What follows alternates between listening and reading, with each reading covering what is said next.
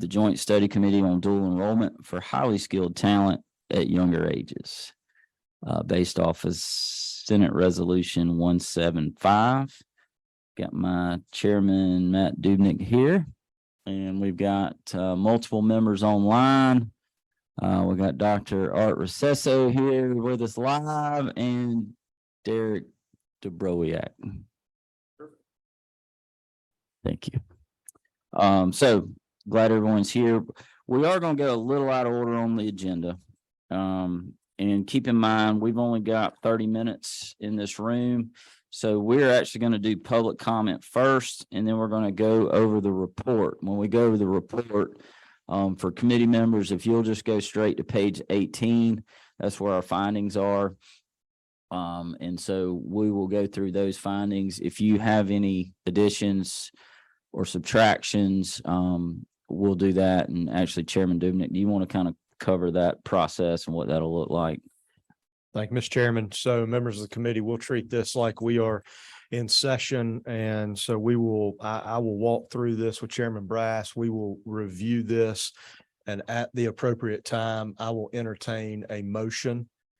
And should that motion be that this do pass, then at that time, we would discuss any changes, as he said, anything that needs to come out, amendments, et cetera. So just procedurally, for what it's worth, that's how we'll tackle this today. Okay. And we'll kind of walk everybody through that as we get to it. So first, let's kick off with our public comments. Did we have anybody sign up, Mercedes? All right. Is there anybody online, public, from the public? Okay, good. We'll jump right into the report.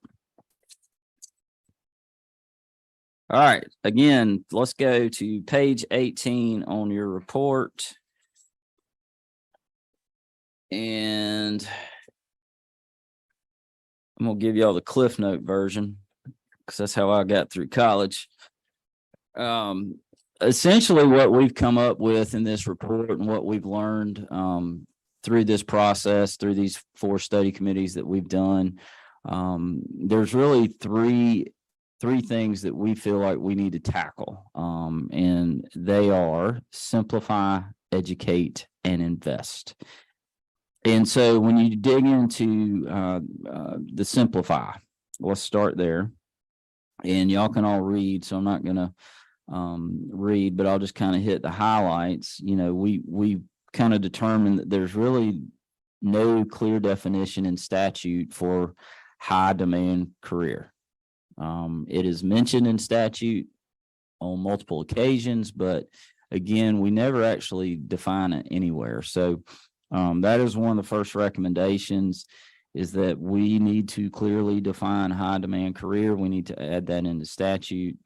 And I'll add too, one thing that's not in this report, but that was discussed was when we're talking about simplifying and we're talking about, you know, high demand careers and defining it, we did determine that there's 2 lists out there, and we think in order to simplify it would be good to go down to 1 list. And so I think, in my humble opinion, that would be a good little sub bullet point under clearly defined high demand career. Next, we've got the next bullet point. You got ensure information regarding dual enrollment, CTAE courses, and accelerated career pathways is more accessible to parents and students. Again, I think that one's pretty self-explanatory. If anyone from the committee wants to touch on that more, add more to it, certainly make those, we can take those suggestions now, or when we get to the appropriate time for an amendment, you can certainly do it there. So is there anybody who wants to comment on that? All right, seeing none. All right, next, we need to streamline and encourage more articulation agreements between our local school systems, the Technical College System of Georgia, and the University System of Georgia. This would create strategically designed 2+2 arrangements in high demand career fields. Excuse me. Again, we discussed this really in our last study committee. You know, we found that a lot of these arrangements were done more locally They're doing and regionally. And I think it would be in the best interest of our students and our future workforce if there was a little more uniformity across our state. And is there anybody else who wants to comment on that? Seeing none, we'll move on.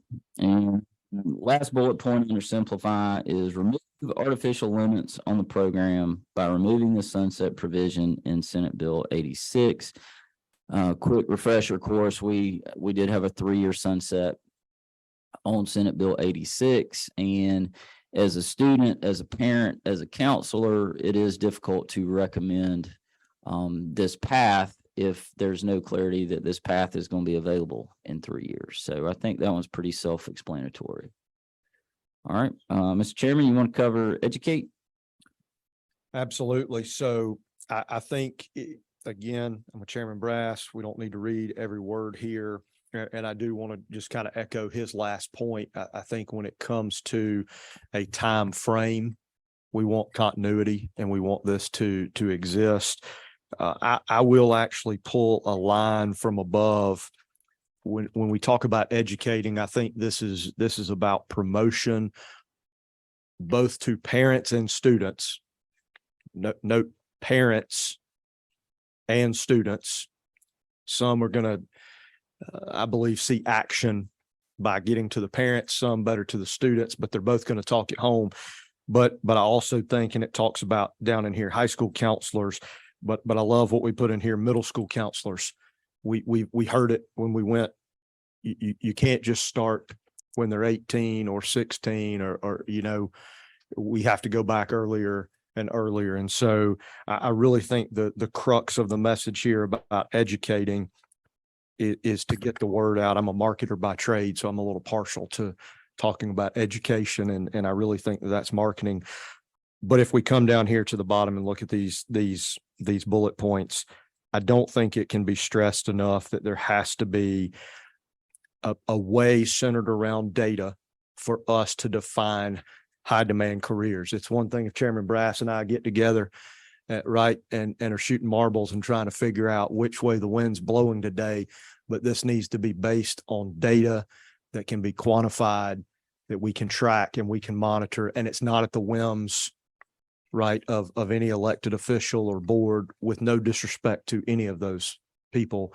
But I think that needs to stand on its own. We already talked about, getting the word out, and I think really these other bullet points kind of illustrate what I was talking about. I am a data junkie, so the more that we have good data, we can make good decisions. But as the old saying goes, garbage in, garbage out. So I think it's going to be incumbent, and I know I stressed this before, and I'll stress it again and be on my soapbox, and I'll shut up after this. This is going to take everybody. This is going to take anything from the governor's office and all the entities that fall under his purview, to the legislature and what we can do, to TCSG, to USG, to student finance, the independents. If we're all not at the table working to make this better, we're just going to be back here in a few more years with a few more gray hairs, having another study committee talking about the same thing. Thank you, Mr. Chairman. Okay. Anybody want to comment or discuss that online? Okay. All right. And so our third and final little section here on page 19 is invest. And so part of that was we discussed more funding for technical college system of Georgia instructors. We discussed provide more funding for high school counselor positions. We discussed conducting, and we've got on here an annual return. I would like to see that change to an ongoing return. A lot of times when you're conducting investment analysis, you really may not get a good analysis over 1 year. So I don't know that we need to lock ourselves into an annual return. So we could just kind of change that at the appropriate time to ongoing return on investment analysis to ensure that existing CTAE programs of study are aligned with workforce needs, informed by labor market demand, linked to occupations that are middle to high wage, and vertically aligned to post-secondary programs, and to determine where high demand, high skill, high wage CTAE programs are offered across all recognized local education agencies. And then third, understand student access, participation, and completion data by student groups to determine potential inequities. Again, I think that kind of sum all that up, and basically the legislature needs to determine who needs to evaluate our list, and then come up with a way to either add or remove programs as needed. So that is not in there, but we might put that in there for a point of clarity. All right. So is there any discussion? Does anybody feel like we missed anything or would like to see something added? I think now would be a good time to discuss that. And then we can discuss further as we get into the motion for the actual report. Anybody online? Mr. Chair. Yes, Representative Johnson, go for it. Hey, just a quick question. I didn't know if there was a DOE rep that was there that could talk about if they've looked at the recommendations, anything they can do before legislative action, something that just would be more policy from DOE instead of in the regulations, state law.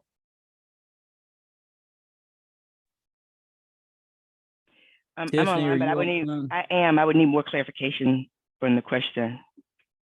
I guess if you've had time, I'm not sure if you have had enough time to look at some of the recommendations.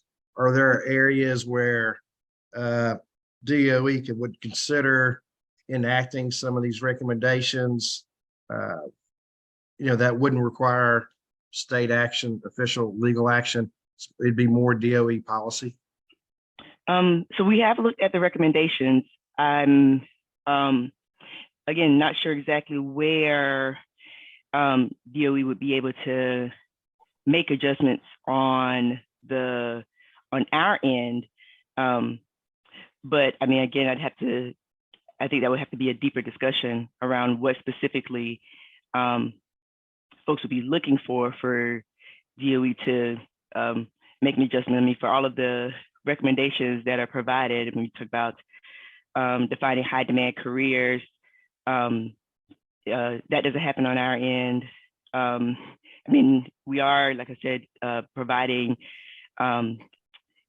information and, resources to systems on like the accelerated career diplomas. As a matter of fact, our state board already adjusted our board rules to change the name from option B to accelerated career diploma, and that happened this past year. So we had already begun taking steps there. Like I said, educating the systems and counselors on the importance of dual enrollment and the accelerated career pathways. We've already gone down that pathway. We have a dual enrollment coordinator that, again, works with our school counselors and provides them some of this information. Similarly, we will, continue to make adjustments and share this information with middle school counselors as well. We, like I said, already been doing that, but we will, improve our efforts in that area. Outside of that, I think that, the other areas here, most of it, like, providing more funding. I mean, we don't have the capacity to do that. Exactly.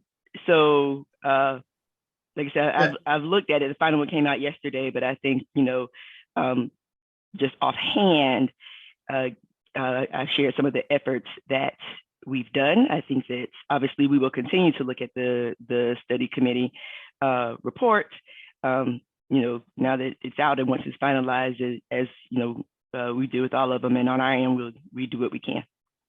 No, I think you've done a good job in the past of trying to get the information out. Sometimes if you get it out, it's not always heard or accepted broadly. I didn't know if there were other ways of getting the message out or making sure, like start from the top, like superintendents or boards. If you guys were active with GSSA or Georgia School Board Association to try to get help to get their support, to get it through the ranks of all the schools to make sure everybody buys into it. Absolutely. And we usually share the information with and coordinate with all of our various education partners, whether it's GSSA or Gale or GSBA. So we certainly, like I said, share that information through both their conferences and through their various mediums, including our RESAs. So, we will continue to do that as well. Absolutely. Great. Thank you.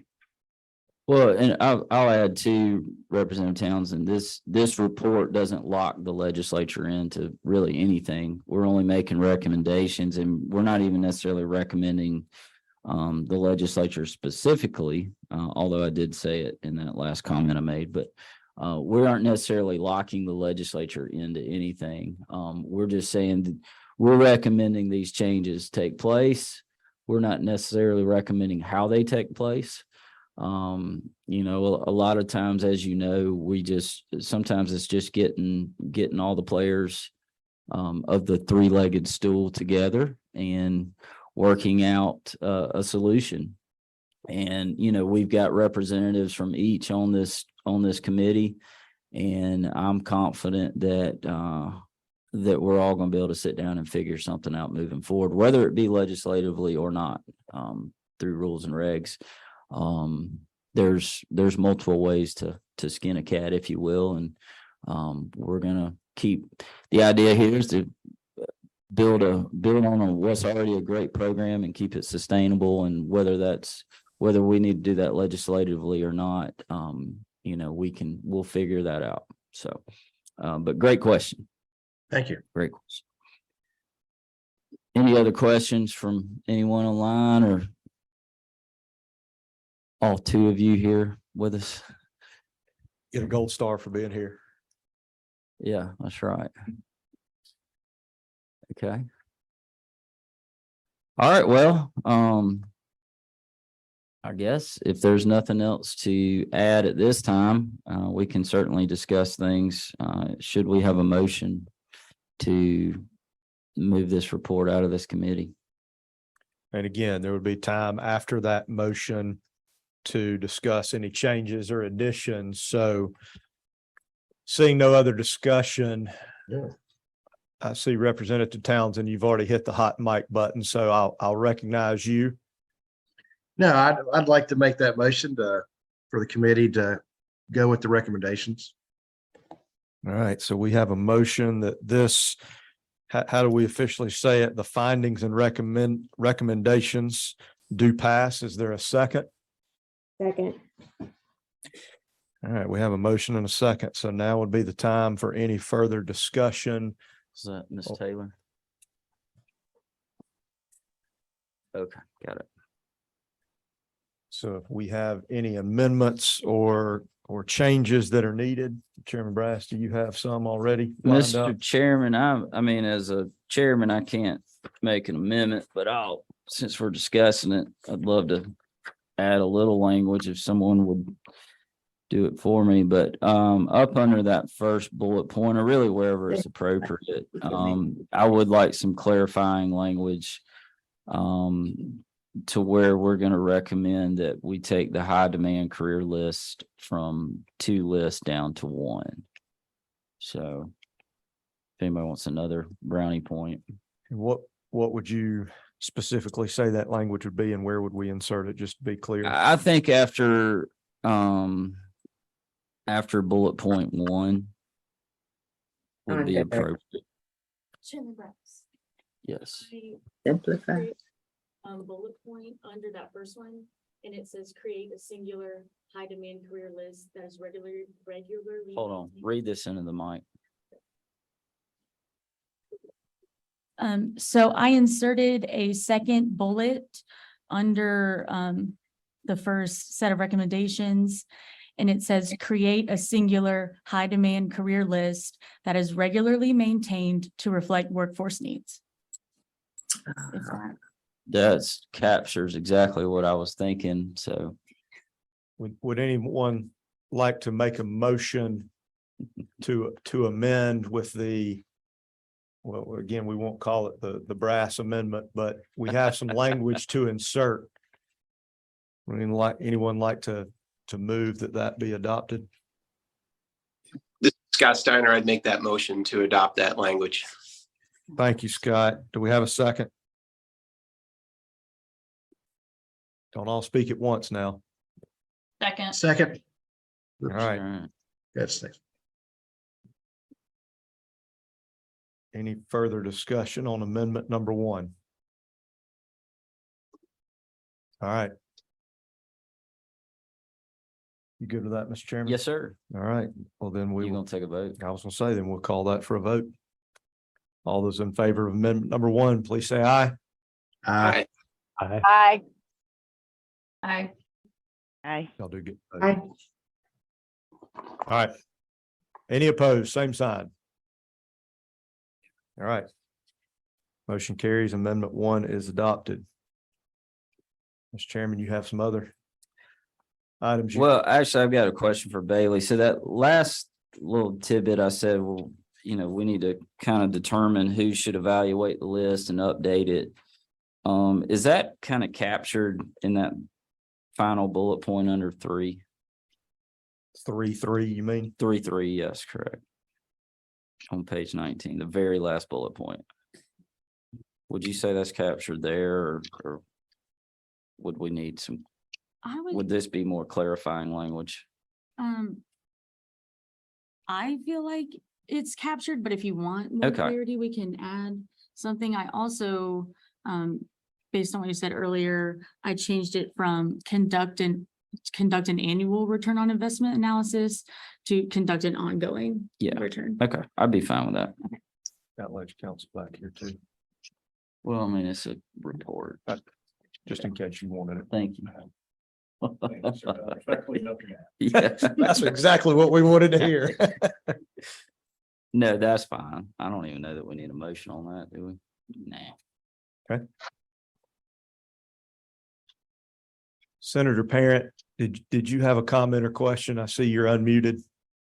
Oh, no, I did not. I just unmuted to vote yay. Sorry about that. No. Good job, Mr. Chairman and Mr. Chairman. Excellent I report. just wanted to make sure that you were heard today and that we got all your input added. Thank you so much. Senator Appreciate Payne, I that. just want to say I'm shocked that you don't have. I know, something- right? That's, I know. I Are you figured that's feeling okay exactly what, today? I'm Are feeling you great. okay? Just have a speaking Okay, all right. engagement, you know, that I'm Just pulling checking up on my for. colleague. So. Appreciate you. All right. Anything else? Hmm. Does anyone else online have anything else they would like to add before we proceed forward?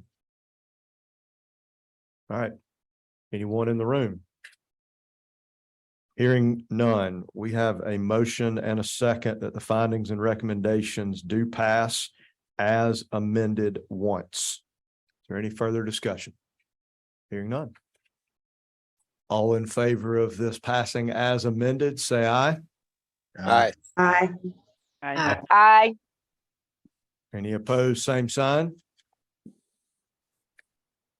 Mr. Chairman, that motion do pass does carry. All right. Well, good deal. Well, good work, everyone. It's been a pleasure working with each and every one of you. Appreciate your attention and good hard work on this. We appreciate all the speakers that have come forward, everyone through public comment or whether they were on the agenda. We certainly appreciate it. Thank you to Albany for opening up your doors for us. Just doing great work down there, Scott. You guys are doing a great job. Thank you to Noonan, CEC, Mark. Thank you for opening your doors to us. And then of course, the People's House. And just been a pleasure. Bailey, thank you for all your hard work on this. This is a great report and I think it's very easy to read for people like me. So that's good. And again, all our staff, thank you so much for all your hard work, Mr. Chairman. Been an honor and a pleasure working with you as always. And again, we'll look forward to seeing each and every one of you. Look forward to working with you on moving this plan forward and these recommendations and seeing them through. And just looking forward to providing opportunity for these kids to walk into the workforce prepared and ready and making good money. So with that, we'll call this meeting adjourned. Didn't see my hand raised. Oh, I'm sorry. I did not. What do you got, Madam Leader? Thank you, Mr. Chairman. I just wanted to give a thanks for a late arriving presentation from DeKalb County. They really appreciate the ability to come and present before the committee. And we have so many talented young people in DeKalb and across the state, so they really did appreciate the opportunity to present their school as well. So thank you very much. Absolutely, and well said. Thank you for that. Mhm. Okay. Everyone have a great day. Meeting adjourned.